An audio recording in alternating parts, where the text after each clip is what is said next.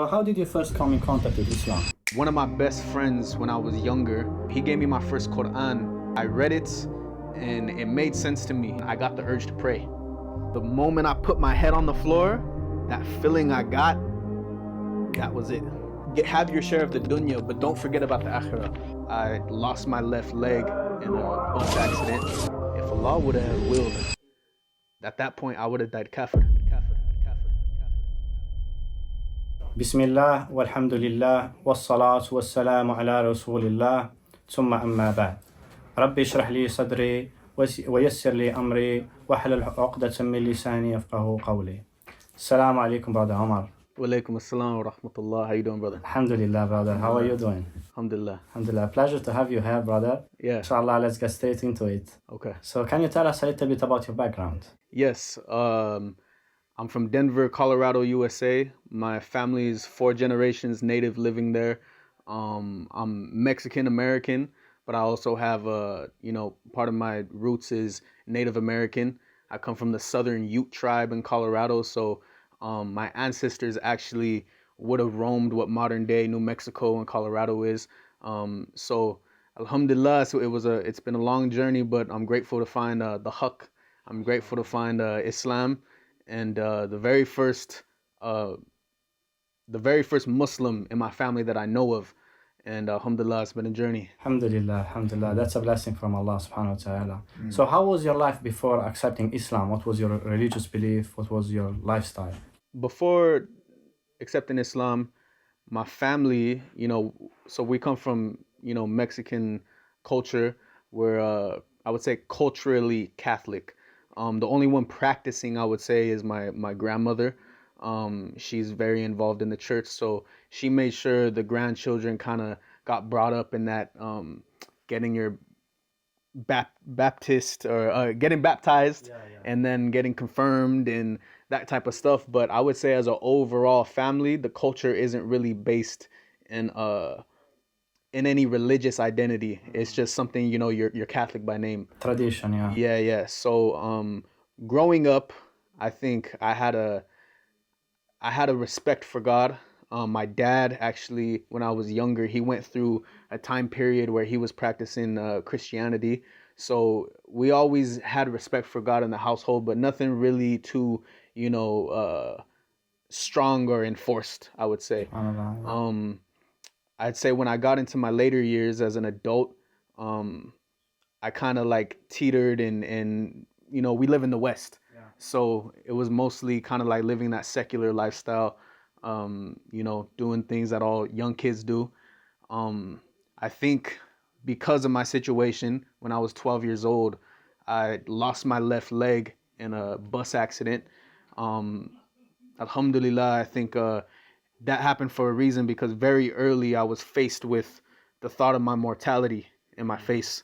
So that kind of made my connection to something bigger than me, something higher than me, watching over me, was always cognizant in my brain. I just didn't know how to compute that, because I know my family was based in Christianity, but I wasn't. The Christianity and especially Catholicism never really resonated or hit my heart like that.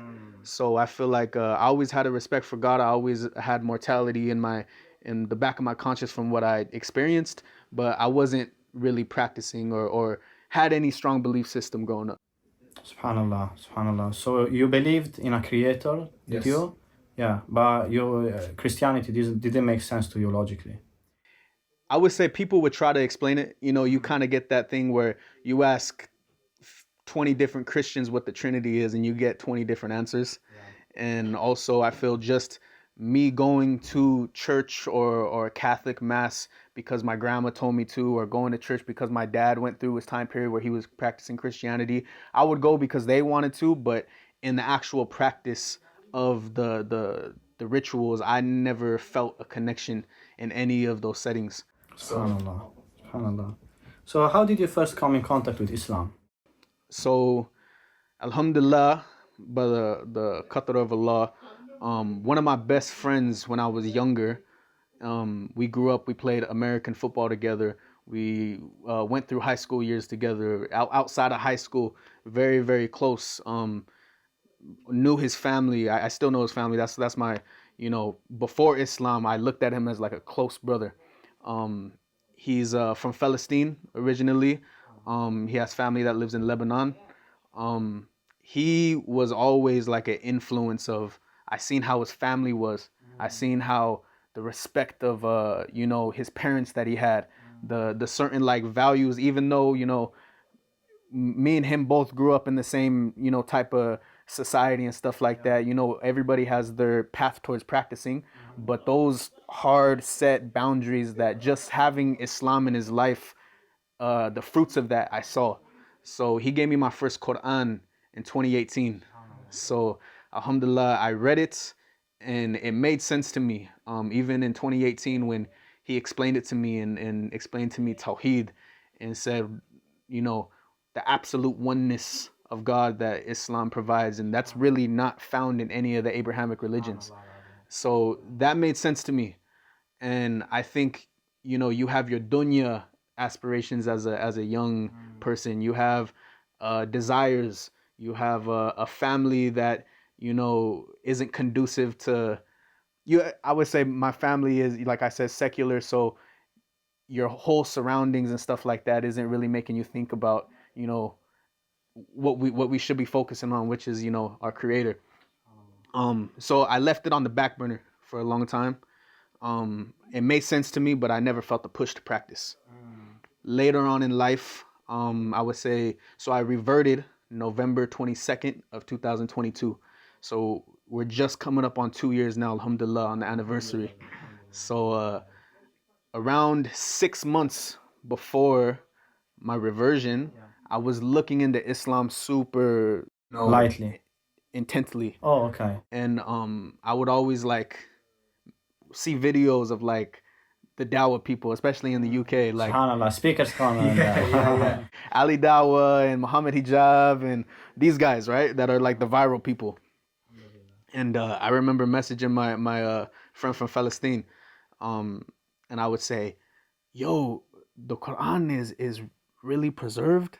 Like it's never been changed. There's only one Quran." Like, and then I learned about the oral tradition. I was like, it's retained orally. I just started like to a person hearing these things for the first time, and I come from a Christian background. There's 50 different Bibles. There's so many different interpretations and so many. Islam just seemed like, okay, complete Tawheed, complete oneness. It's preserved. There's an oral tradition. These people out in a speaker's corner debating, and I'm seeing like all the Muslims are like very intellectually sound and beating these people in debates. And it just was a tumbleweed of me getting slowly into it. Still, though, even though I was getting into that, I still had my nafs. I still had my desires. I still had my aspirations for the dunya. And I was doing my own thing. I was heavy into the music industry before I came into Islam. I would say from 15 all the way to being a young adult, like 22, 23 years old, this is what I was pursuing. It was, and I put all my cards on the deck. I felt like I was uberly talented. I put words together in a way that I felt like my talent level was something special, and that's what I wanted to pursue. I had my own studio. I put all money into the microphones. I bought a business complex storefront to have a place to record away from my home. Was paying rent there and pretty much sleeping there trying to make the best music and all this stuff. This is something that I really, really dove into, and I had results from it. I put music out. I had my stuff out on Spotify, on Apple Music, all these platforms. A couple of my videos did pretty well on online with views. One of mine's hit like over 150,000 views on social platforms. So around me, my community knew me as that. That was my identity. When people ask my dad, people ask my grandma, people ask anybody about me, say, "Oh, when's Diego's new music coming out?"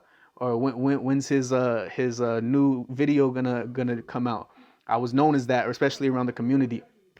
So accepting Islam you know, in the beginning, we could get into that maybe later, but in the beginning, you know, you could see how the dunya aspirations in Islam, you know, started to clash to where, you know, I had to purify myself from that. But yeah, so to come back to the question, I had my dunya aspirations, but I was coming across this Islamic content, and I was getting real deep into it. 6 months before my reversion, I was out like on a night out with some of my friends. Did you read the Quran by that point or not yet? I read it in 2018. Yeah. Your friend gifted you a Quran. Yeah. So what made you read it? Why did you read it? Like, what was your motivation behind it? Like I said, it was very my understanding of Islam was very, and it's like it was very infantile. I just saw, like I said, the basis of, you know, akhlaq, of the etiquettes of being a Muslim, and how the family structure is, the respect for the parents. That's what I saw in my brother Muhammad's family from Palestine. So that's what made me interested. And yeah, but coming back to the conclusion of that question, 6 months before my reversion, I was out on a night out, and you know, doing things people do when it's late, you know, and my friend was driving the car, and I was in the passenger. You know, he was drinking a little bit too much, and he zoomed into a cul-de-sac. He thought it was a through street. It was a cul-de-sac.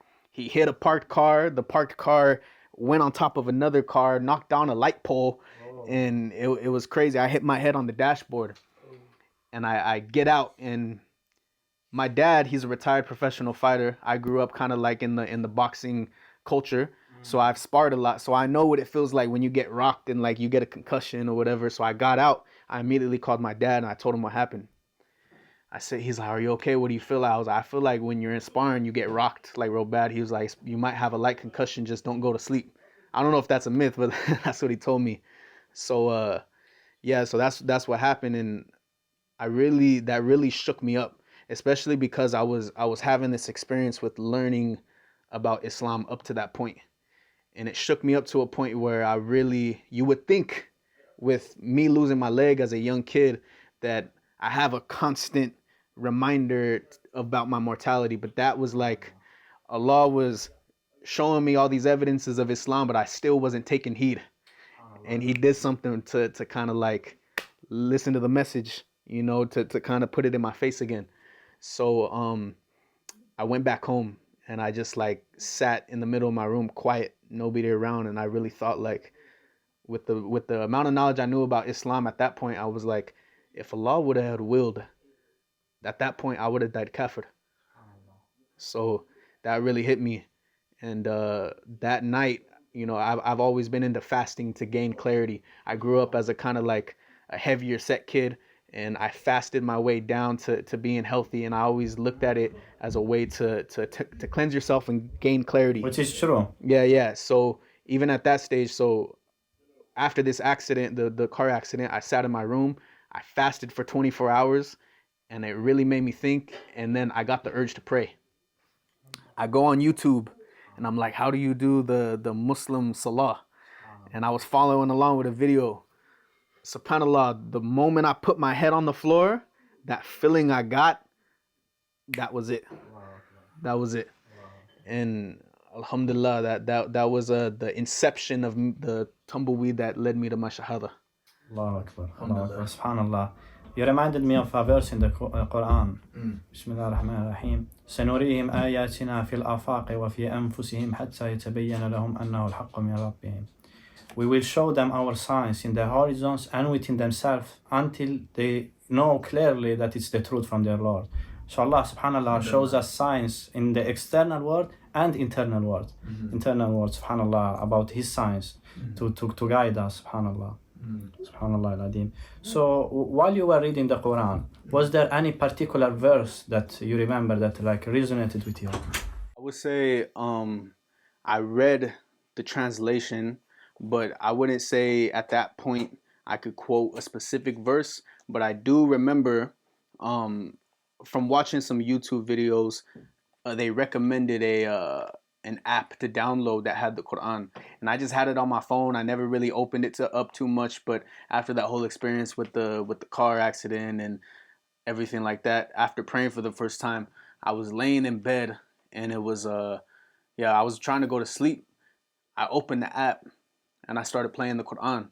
And as the Qur'an plays, it gives the recitation and the English translation as you're going along. And 10, 15 minutes into, the Quran going ayah by ayah, verse by verse, I just felt something in my heart. Like it just started pulling me like I don't know how to explain it, like waves like going through my body. Like I'm just like, when you hear the haqq for the first time and your ears have never heard it before. And when you read back in the seerah of the Prophet sallallahu alaihi wasallam, you understand why the Arabs at that time, when they heard the Quran, they thought it was magic. They thought it was sorcery. And I think as Muslims, that's something we take for granted, of like how the Quran reformed the Arabic language, how there was new ways of saying things that have never been said before up to that point, but they all understood it. They thought it was magic, and how the sweetness of the Quran is, I know a lot of born Muslims, they grow up with it in the house or their parents or whatever, but to someone who has never heard it before, was never exposed to it, when I heard, whatever I was listening to at that time, I was in my bed shook, and there was times, like I remember in the very beginning, I started using it to go to sleep, and I find myself in my pillow and I'd be half asleep and I wake up and I hear it still going, like the Quran playing in my ear, and I'd like start to cry. Subhanallah. And I wouldn't know why. It just came out. Allahu Akbar. So it's Allahu just Akbar. from the first time praying the way I felt, from listening to the Quran and needing it to go to sleep. It was the sweetness that I couldn't let go that just led me down the path. Alhamdulillah. Subhanallah. You know that sweetness you're talking about, it's something that Allah does not grant to everyone. Some people, their heart is locked. They can't feel the Quran. Subhanallah. Even people who are born Muslim and raised Muslim, when they hear the Quran, they just don't feel anything. But some people, when they hear the Quran, the khushu', the humbleness, the sweetness, the like guidance from Allah just enters their heart. So subhanallah, this is a blessing that we all need to ask Allah subhanahu wa ta'ala to grant us and keep in our heart, and we need to be grateful about. Alhamdulillah. Ameen. So you were saying about the day you had the accident that made you reflect a lot about your life, apparently. Can you already described a little bit what happened. Can you describe a little bit more? What did you think? What did you feel in that moment, that day? I just remember, like I said, I was listening to a lot of Islamic content leading up to that point. And it was kind of like, at that point I was living a double life, because during the work week, during when I would have to take care of my responsibilities, I had to put in my 40 hours at work, I was working in the world, I would listen to all this stuff and watch the debates and listen to the Quran and do these things. And then I still had my jahiliyyah, where I turn it off, and on the weekend I'm doing this, and in free time I'm with bad companions and this stuff. So I kind of was in that mode where I was juggling both of my interest in learning in Islam and things making sense, and then me also getting caught up in things that don't really matter. So I think that thing that happened was very paramount to Allah saying, I'm putting this in front of you for a reason, take heed. And I think just of my temperament, I'm real hard-headed at times. Sometimes it does take the heat on my back to get things moving along. So I think a lot of, definitely from looking at it back, the wisdom, the hikmah in that situation, that's something that needed to happen to push me forward to explore Islam in the way that I did, in a genuine way, and I did with sincerity, with ikhlas. And alhamdulillah, I think in the moment, like I said, I just hit my head on the dashboard and just reflecting on it. The deep thinking didn't happen till after. And I was really, really reflecting. I was like, okay, I'm learning this about Islam. I read the Quran in 2018. I knew it was the truth. And from the knowledge that I knew up to that point, like I said, if Allah would have willed, I would have died kafir. So that was before you became Muslim. Yeah. So alhamdulillah, now you accepted Islam. So when did you take the Shahada, and how was what were the circumstances? Did you take it in a mosque? Yeah, so I said my Shahada at a local mosque. It's called Abu Bakr Mosque in Denver, Colorado. Actually, it's Aurora, Colorado, about 15 minutes out of the city. Um, my best friend, he recommended that mosque to me, and I knew in my heart, this is something I shouldn't prolong. If something were to happen, Allahu alam, anything can happen at any point. I want the Shahada to leave my lips in my lifetime. SubhanAllah. So I made sure I drove all the way down there. Did you go alone? I went alone by myself. First time ever being at a mosque, going to a masjid. I didn't know what to expect. SubhanAllah. I was real nervous. I was just like, and being Christian before, we're used to only going once a week. Yeah, Sunday. And so, on Sundays. When you're a practicing Muslim, it's a part of your lifestyle. You could go to the mosque every single day, 5 times a day. It's a casual thing. You're with your brothers, and it's just a part of your life, right? You're comfortable. The mosque should be your home. But I had the idea, like I got super dressed up, like I was going, from my Christian background, going to church. Put on my best button up. Tuxedo. Nah, tuxedo. Just a button up, and got nice. And alhamdulillah, I walked in, and I was intimidated at first, and I didn't know what to expect. I walked in, I took my shoes off. I was like, okay, all the shoes are right here. I think I'm supposed to take my shoes off. I walked in, and right away I saw 2 Somali brothers that were around my age. 2 Somali brothers that were around my age. And I looked at them, and they were like, "Salaam alaikum." I'm like, "Hey, how you guys doing?" I didn't even return the salam. I didn't know the etiquettes yet. SubhanAllah. So I was like, I'm here to take my Shahada. And they're like, "Oh, really? MashaAllah." And this was right before the Isha Salah. So he's like, "Yeah, once we do the Isha Salah, we're going to tell the Imam." And subhanAllah, they were asking me, all the questions, what brought you to Islam, all this stuff. And alhamdulillah, I had a good conversation with those brothers. Went up right before the Isha Salah, that Imam says, "Alhamdulillah, we have a brother here that wants to take the Shahada. Come up here, brother." Go up there, I take the microphone, say all the words, Ashhadu an la ilaha illallah, wa ashhadu anna Muhammadur Rasulullah sallallahu alayhi wasallam. And alhamdulillah, that was the start of my journey. After that, I prayed the Isha Salah, and I think once the 2 salams happened, everybody got up, and I was giving hugs for it felt like half an hour. To ask that. Yeah. SubhanAllah. Every single uncle and every single person in there was just giving me hugs and salams and saying like, "You're better than me. You're a pure baby right now." You know what I mean? Alhamdulillah. So SubhanAllah. it was definitely a memorable experience. Alhamdulillah. Alhamdulillah. So what were some of the biggest challenges that you faced after accepting Islam? I know this verse, certain people like to quote it a lot, is just because you believe, do you think you will not be tested like the ones before you? And that was the biggest thing. It's like I accepted Islam, and then the test came over, and it was a lot of the old things, like from my jahiliyyah, it was a lot of unlearning. It was a lot of things I had. Islam is a purification process, and as you learn, as you seek knowledge, and as you practice more, you surround yourself more with Muslims, slowly I feel those things start to purify and weed themselves out. But at the beginning, it was really tough, especially with the music. That was something that really I fought hard with. And as a revert, when you don't have the adequate knowledge, this is why seeking knowledge is so important. Yes. This is why I think all reverts should be in some type of structured settlement of classes where they have someone of knowledge explaining these things, explaining not even reverts, all Muslims. All Muslims, yes, yeah. Correct.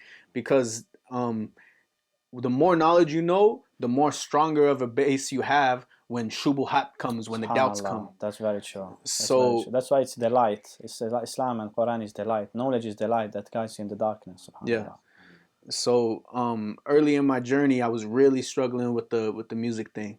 And you get into the phase where you start listening to liberal imams that try to make things halal that are haram, and being like, actually it's a difference in opinion, and these things could have discussions that like, no bro, like there's clear evidences, there's hadith in Sahih al-Bukhari and multiple, and take away the evidences, just how music felt in my spirit. I knew, even though in my jahiliyyah it's something that I loved and something that I used to do and gave all my time to, now that I have this iman in my heart, the room in my heart was fighting for a spot, you know what I mean? Because I had iman in my heart and I had, jahiliyyah love for music. Now, each thing was fighting for room, one or the other. And I knew I loved the sweetness of Salah. I loved the sweetness of the Qur'an. And I knew every time I try to introduce music back into my life,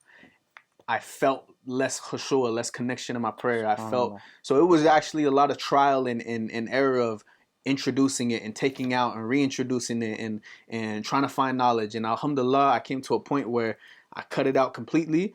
And that's when I made the biggest strides in my deen. And that's when I was able to acquire that knowledge that shubuhat like that, doesn't have as big as an effect on me, alhamdulillah. SubhanAllah, brother, you mentioned that, right? You cut it out completely, but before you did mention that you had like microphones and stuff like that. So what did you do with them? Like, do you use them for something else? Or? I still have all of that stuff, and my intention is to do something to with my talents from my old skill set is to do something beneficial for the ummah.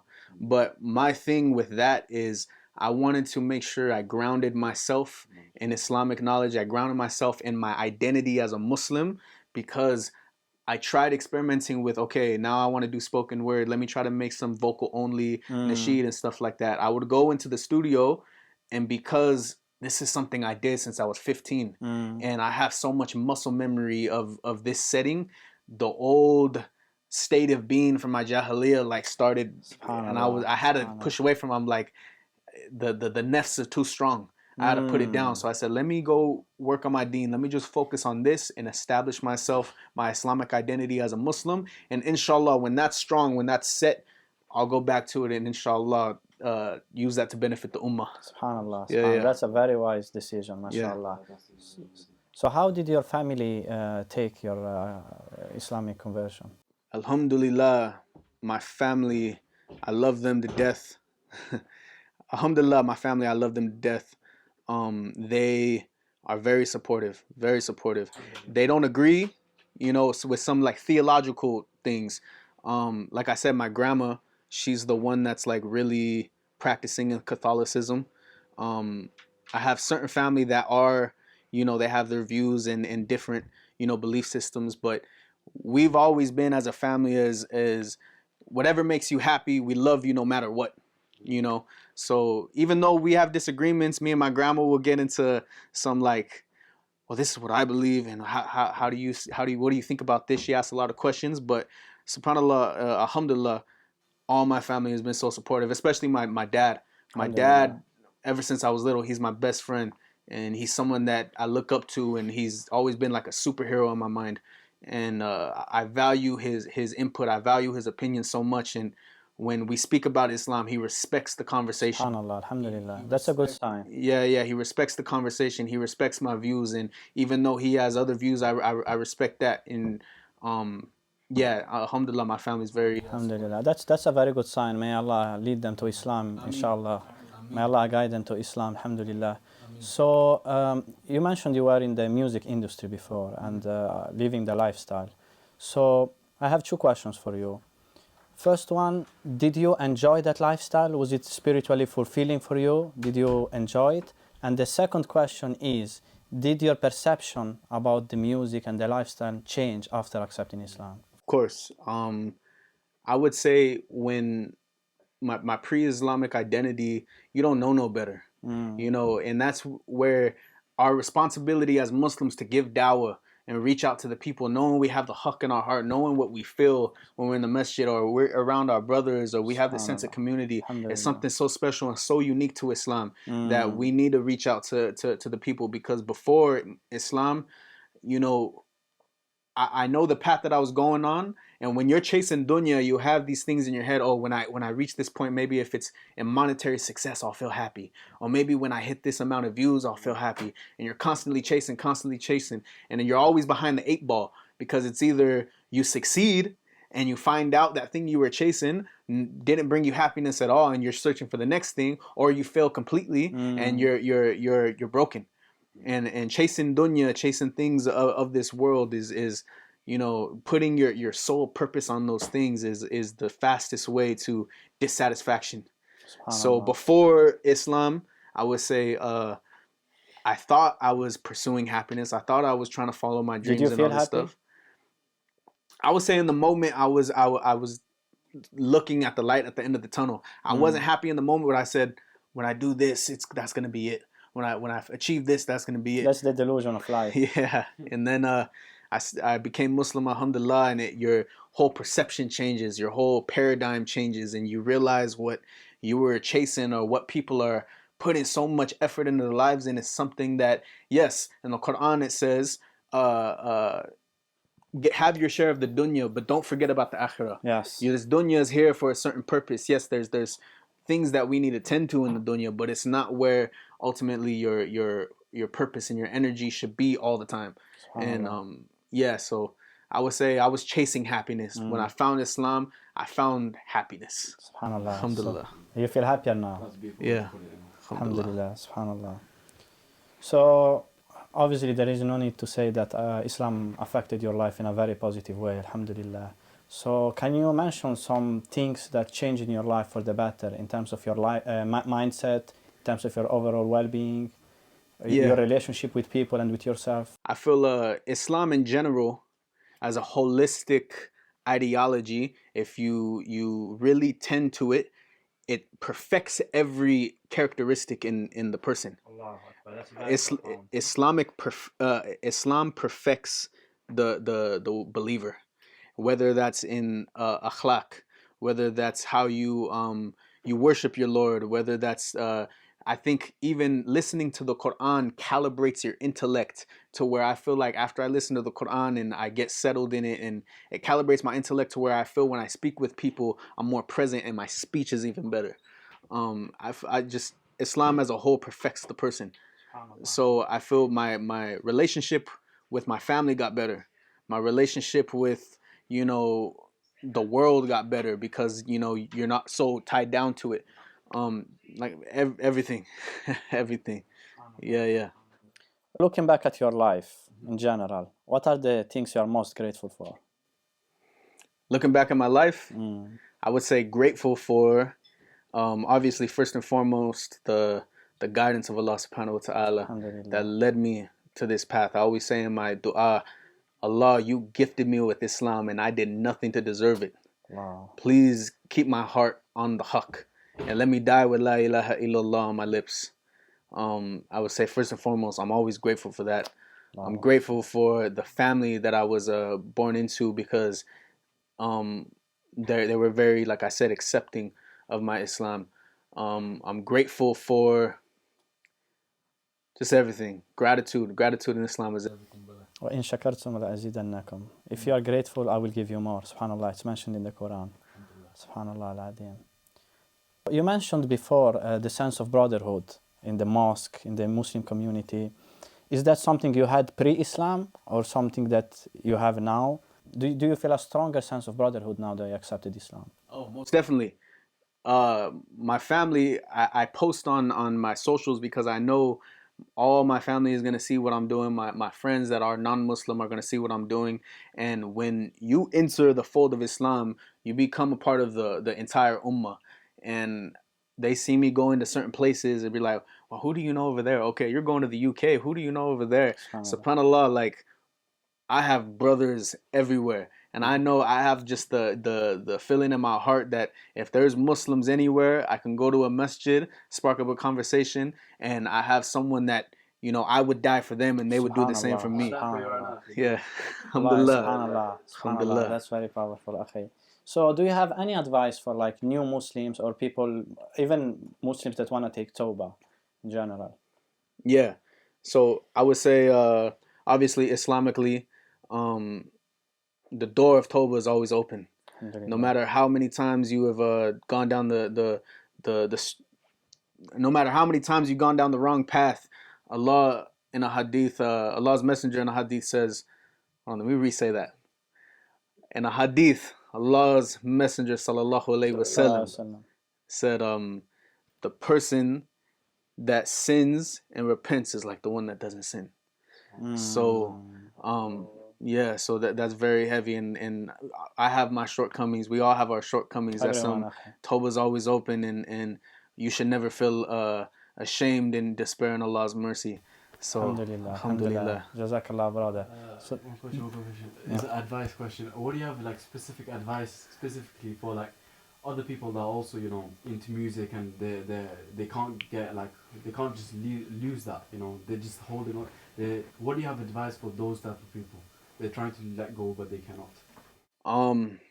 My advice for those people would be just try the way you commit yourself to fast during Ramadan, the way you commit yourself to your obligations to your salah.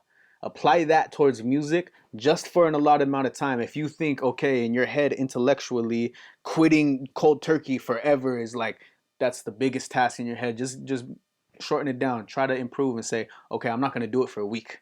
I'm not going to do it for 2 weeks, and see the effect that it has on your iman.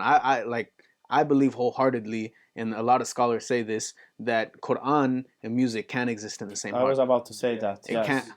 Yeah. It can't like substitute it with nasheed, substitute it with halal nasheed. You know, there's a lot of nasheeds out here that are. Yeah. But listen to Qur'an, listen to lectures. You know, and you know, just give yourself that time to see what's on the other side of the fence. And subhanAllah, may Allah help you and give you guidance to stay on that path. SubhanAllah. You had an accident when you were younger and your leg got amputated.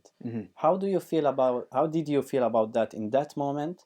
And do you see it different now that you accepted Islam? Yeah, I think that happening to me awoke something in my consciousness that I don't know if I would have had before. Like if it never happened. You ask my family, you ask my dad, you ask my grandma, anybody in my family, they know the type of kid that I was growing up. I was very rambunctious, very like off the wall and hyper, and I was I don't know, I probably would have been in jail. I don't even know what would have happened, but it humbled me in a way to where it humbled me in a way where I think it led to my understanding of something higher than me. Brother, you have a very nice vocabulary. Do you read books? I mean, we try to be seeking knowledge, right? Because mashallah, your vocabulary is top notch. Yeah. Akhi, do you have any last message for the viewers, inshallah? So final messages, final words. I would say, open up the Qur'an. It's the haqq, the only text that has truth. The only truth is in Islam, and that would be the best advice I could give them. Open the Qur'an. Allahu Akbar. Jazakallah, brother. Barakallahu feek. Brother Omar, was a pleasure to have you here. You as well. Thank you for having me. Alhamdulillah. Assalamu alaikum. Thank you guys for watching. And assalamu alaikum wa rahmatullahi ta'ala wa barakatuh.